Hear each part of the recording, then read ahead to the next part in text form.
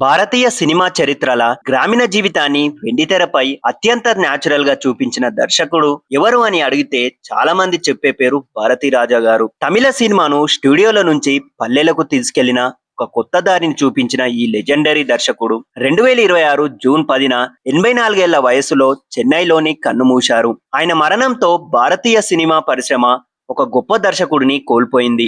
ఈ వీడియోలో ఒక్కసారి ఆయన జీవితం గురించి తెలుసుకుందాం. భారతీ రాజా అసలు పేరు చిన్నస్వామి.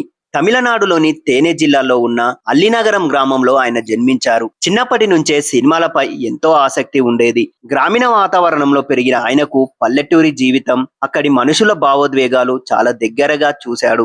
అదే అనుభవం తర్వాత ఆయన సినిమాలో కనిపించింది. యువకుడిగా ఉన్నప్పుడు సినీ రంగంలోకి రావాలనే కలతో చెన్నైకి చేరుకున్నారు. సినిమా అవకాశాలు అంత సులభంగా రాలేదు. ఎన్నో కష్టాలు, నిరాశలు ఎదుర్కొన్నాడు. చిన్న చిన్న ఉద్యోగాలు చేస్తూనే సినీ అవకాశాల కోసం ప్రయత్నించారు. చివరకు అసిస్టెంట్ డైరెక్టర్ గా అవకాశం దక్కింది. చాలా ఏళ్ల పోరాటం తర్వాత 1977లో 16 వైతినిల్ సినిమాతో దర్శకుడిగా పరిచయం అయ్యారు. ఈ సినిమా తమిళ సినిమా చరిత్రలోనే ఒక విప్లవం సృష్టించింది.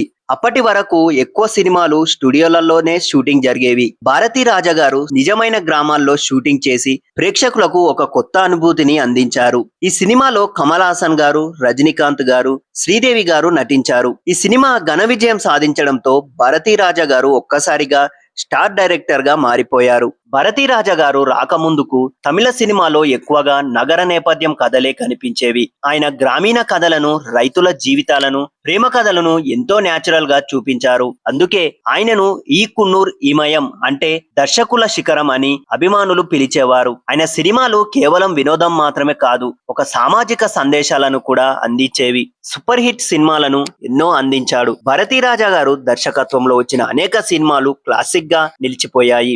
సింగపూర్ రోజాకల్ అనే థ్రిల్లర్ చిత్రం ఆయనలోని మరో కోణాన్ని చూపించింది. అలైగా ఓవైతిల్లై యువ ప్రేమ కథలను ఒక కొత్త నిర్వచనం ఇచ్చింది. ముతాల్ మారితేయల్ సినిమాలో శివాజీ గణేశన్ గారి నటనతో పాటు భారతీ రాజా గారి దర్శక ప్రేక్షకులని కట్టిపాడేసింది. వేదం పుట్టిత్తు సినిమాలో కుల వివక్షపై బలమైన సందేశం ఇచ్చారు. కారుతుమ్మ చిత్రంలో ఆడపిల్లల హత్యల వంటి సోషల్ మెసేజ్ సమస్యను తెరపై ఆయన చూపించారు. కిజుకు చినమియాల వంటి సినిమాలు కూడా గ్రామీణ సంస్కృతిని అద్భుతంగా ప్రతిబింబించారు. భారతీ రాజా గారు కేవలం గొప్ప దర్శకుడే కాదు, కొత్త టాలెంట్ ను గుర్తించే ఒక గురువు కూడా.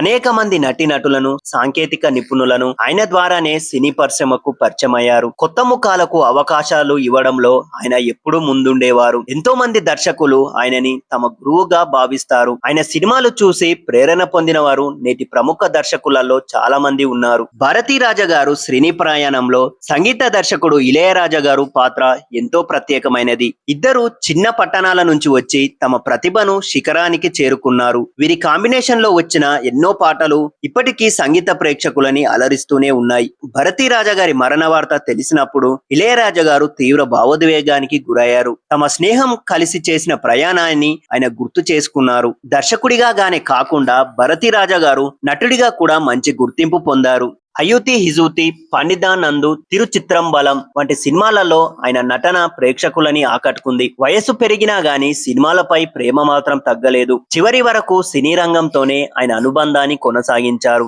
భారతీ రాజా గారు 1974లో చంద్రలీలన్ గారిని వివాహం చేసుకున్నారు. వారికి మనోజ్ భారతీ రాజా మరియు జనని అనే ఇద్దరు పిల్లలు ఉన్నారు. మనోజ్ భారతీ రాజా కూడా నటుడిగా, దర్శకుడిగా సినీ రంగంలోనే అడుగుపెట్టారు. కానీ 2025లో ఆయన గుండెపోటుతో మరణించారు. తన కుమారుడి మరణం భారతీ రాజా గారికి తీవ్ర ఆవేదనను మిగిల్చింది. ఆ బాధ నుంచి ఆయన పూర్తిగా కోలుకోలేదని సన్నిహితులు చెప్తారు. భారతీ రాజా గారి తన సినీ ప్రయాణంలో అనేక జాతీయ, రాష్ట్ర స్థాయి అవార్డులు అందుకున్నారు. భారత ప్రభుత్వం ఆయన సేవలను గుర్తించి పద్మశ్రీ పురస్కారంతో సత్కరించింది. ఆయన సినిమాలు భారతీయ సినీ చరిత్రలోనే ఒక ప్రత్యేక స్థానాన్ని సంపాదించాయి. గ్రామీణ కథలను అంత అందంగా, అంత న్యాచురల్ గా చెప్పగల దర్శకుల్లో చాలా అరుదు. ఆయన చివరి రోజులలో గత కొంతకాలంగా భారతీ రాజా గారు ఆరోగ్య సమస్యలతో బాధపడుతున్నారు. శ్వాస